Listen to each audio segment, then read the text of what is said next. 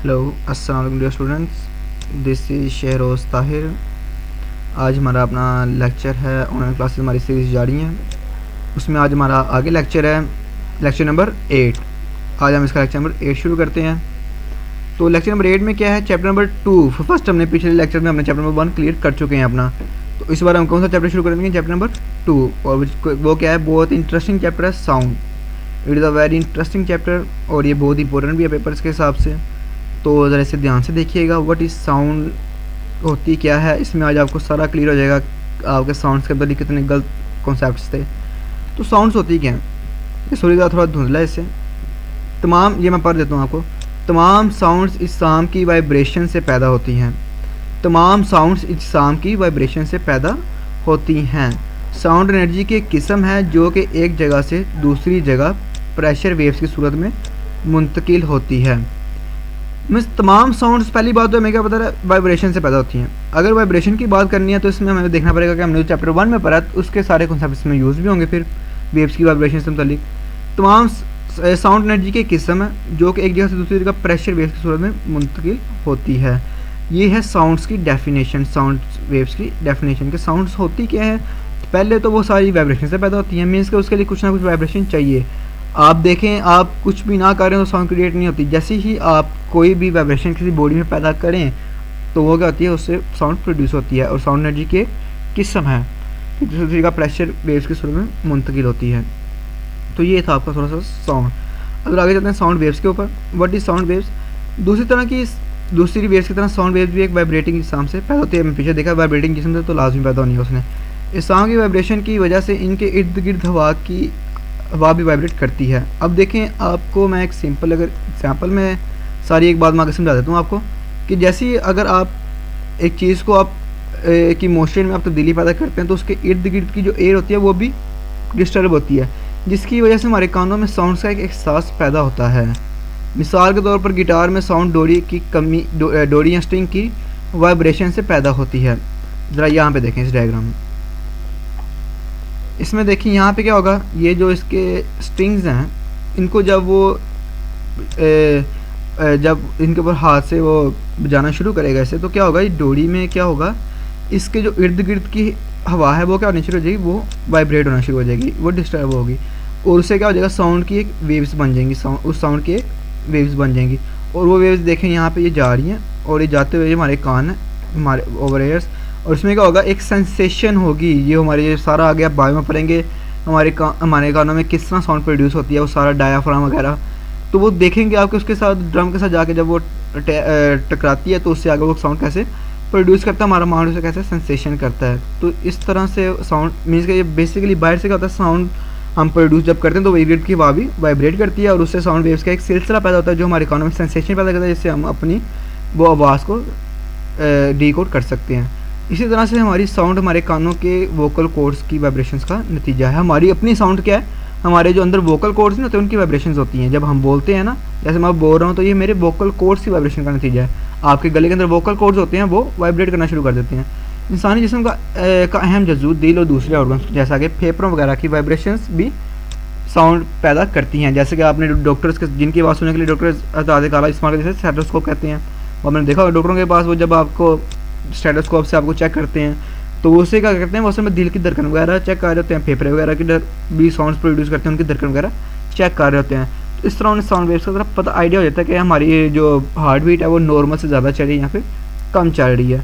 तो ये इस तरह की साउंड वेव्स, इस तरह के शोर, की साउंड प्रोड्यूस कैसे होती है, sound how sound is produce. तो ये एक बहुत ही सिंपल क्वेश्चन था ये आपका, शॉर्ट क्वेश्चन के तौर पे ये आपका।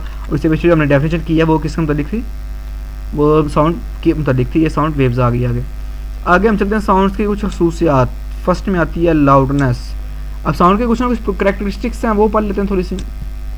तो साउंड की वो खसूसियत जिसकी वजह से हम बुलंद और मध्यम साउंड में फ़र्क कर सकें। अब साउंड की किस्म्स होती हैं कि वो किस तरह की साउंड है, वो ज़्यादा ऊंची है, कम है, मध्यम है, विस्परिंग है, किस तरह की साउंड है वो। तो वो यह है कि अगर हम बुलंद और मध्यम साउंड में फ़र्क महसूस कर सकें, हम उसको कहते हैं वो लाउडनेस है। मीन्स कि अगर हम किसी मजमे से खिताब करना हो तो हम ऊंची आवाज़ में बोलना पड़ता है, साउंड की लाउडनेस बहुत से। और अगर हमने इसी तरह अब किसी फ्रेंड से बात करनी हो तो हम बहुत ही आराम से बात करते हैं। अगर हमने किसी मजमे से खिताब करना है तब हमें बहुत ज़्यादा ऊंचा बोलना पड़ता है, और अगर किसी अपने फ्रेंड से बात कर रहे हैं तो उससे हम बहुत ही कम बहुत ही आहिस्ता आवाज़ में बोल रहे होते हैं, मधुम आवाज़ में। तो साउंड की लाउडनेस बहुत से मामलों में मुश्तमिल है जिन्हें नीचे बयान किया गया है।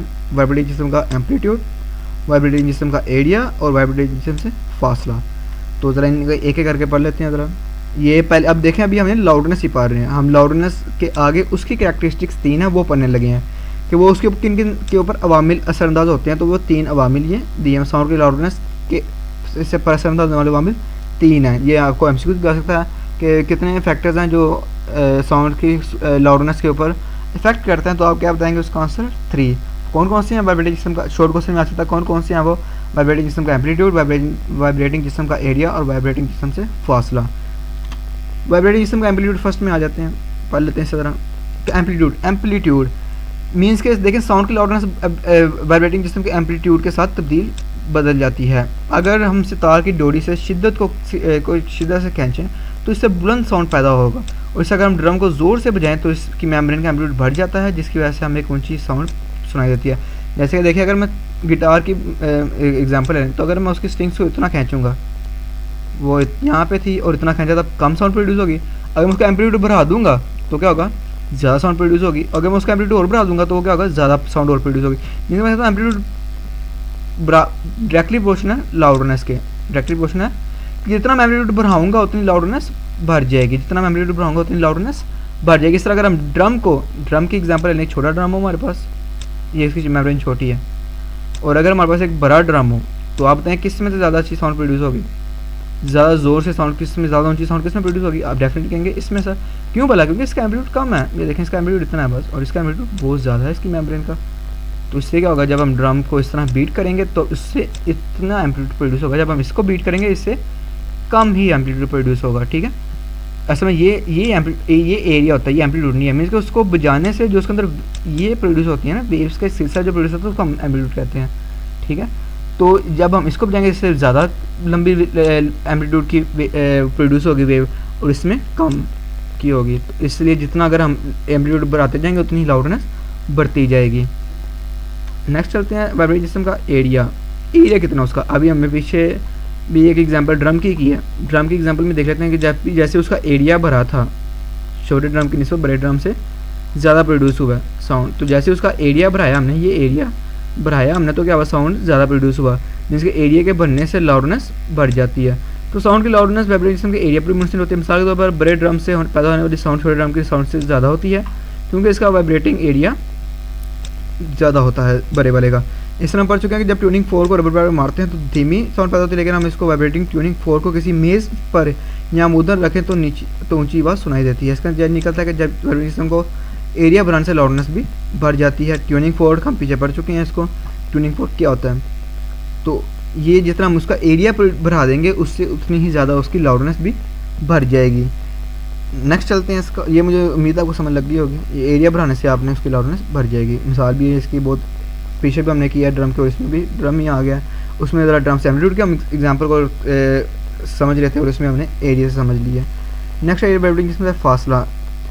मैं आपसे एक सवाल करता हूँ कि अगर आपका दोस्त आपके पास खड़ा होकर बात करे धीमी आवाज़ में तब वो आपको सुनाई देती है, लेकिन अगर वही 3-4 आपसे कमरे दूर होकर बात करे उतनी ही विस्परिंग में जितनी वो पहले कर रहा था, तो क्या आपको आवाज़ सुनाई देगी?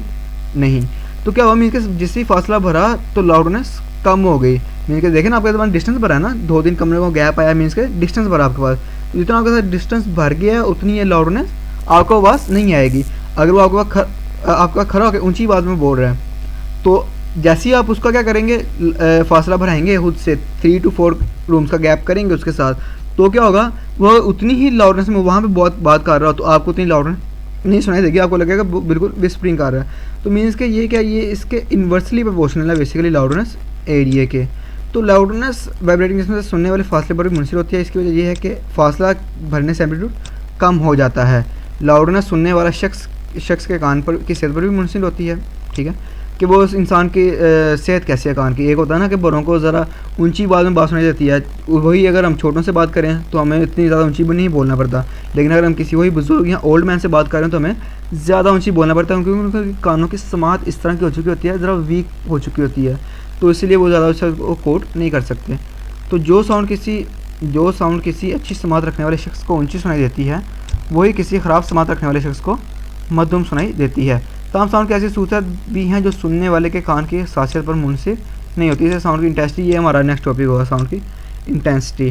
तो ये मुझे उम्मीद है आपको समझ लग चुकी है क्योंकि फासले से मैं क्या कहना चाह रहा हूँ। और इसी के साथ हमने बीच में कान की समात का भी अंदाज़ा लगा लिया कि वो कान की समात वही मुनसिर करती है कि इंसान की सेहत कैसी, सुनने वाले के कान की सेहत कैसी है। और इज़ एयर हेल्थ, अगर वो अच्छी है तो वो बिल्कुल उसको ज़्यादा ऊंची बोलेंगे, उसको ज़्यादा ऊंची बात सुनाई देगी। लेकिन अगर वही हम किसी ओल्ड मैन या जिनके कान के समात या जो जिनके एयर हेल्थ इतनी अच्छी इंप्रूवमेंट नहीं है, तो उससे क्या होगा, वो उसको ज़्यादा ऊंची बोल पर हमें बुलाना पड़ेगा। तो ये इसके कुछ, ये अभी तक हमने क्या पढ़े, लाउडनेस की 3 अवामिल पढ़े हैं। हमने सिर्फ अभी तक एक कैरेक्टरिस्टिक्स पढ़ी है लाउडनेस की, वो कौन सी है, साउंड की, वो है लाउडनेस। कैरेक्टरिस्टिक्स ऑफ साउंड में हमने अभी तक सिर्फ एक पढ़ी है, वो है लाउडनेस। तो इंशाल्लाह बाकी हम आगे अपने लेक्चर में शुरू करेंगे इसे। तो आपका बहुत बहुत शुक्रिया, इसको आपने लिख के लाना है, ठीक है। इस वेडनेसडे को चेक होगा और इसमें जो क्वेश्चंस हैं ये आपको लाजमी याद करें। आप कॉन्सेप्ट्स इतने अच्छे क्लियर नहीं करते अपने आप, स्कूल में आके आपको कॉन्सेप्ट्स भूले होते हैं, तो स्कूल में आपने आगे बस सुनाना होता है। तो इसलिए इस चीज़ को ज़रा कोशिश करें कि अपने कॉन्सेप्ट्स क्लियर रखें इसके अंदर। तो आपका बहुत बहुत शुक्रिया, अल्लाह हाफिज़।